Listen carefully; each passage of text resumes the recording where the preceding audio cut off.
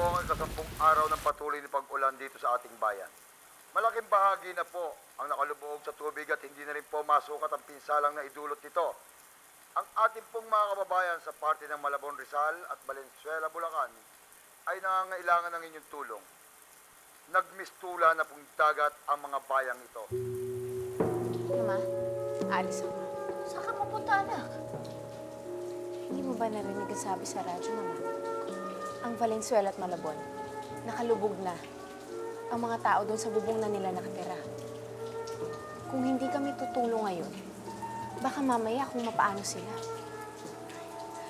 Basta anak, mag-ingat ka. Hindi biro ang bagyong ito. At marami nang namatay. Mag-alala, Mama. Nakahanda ang Red Cross. May mga gamit kami. Mami, aalis ka? Yes, Tony. May naghihintay sa Mami, ha? Mami, may storm di po ba? Baka may mangyaring masama sa inyo.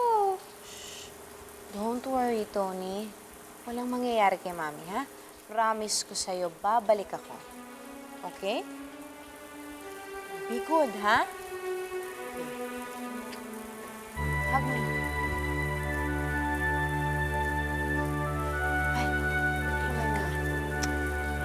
Hindi nagpapigil si Rosa, kasamang iba pang mga kasapi ng Red Cross.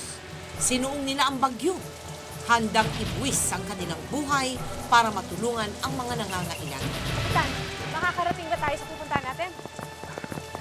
Sa kondisyon, hindi ko masisiguro, ma'am, pero mas mabuti kung siguro, huwag na lang tayong tumuloy. Pero paano na yung mga taong stranded na ilang araw na hindi makain?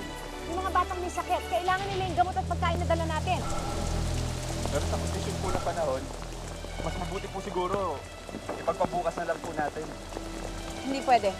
Aalis tayo.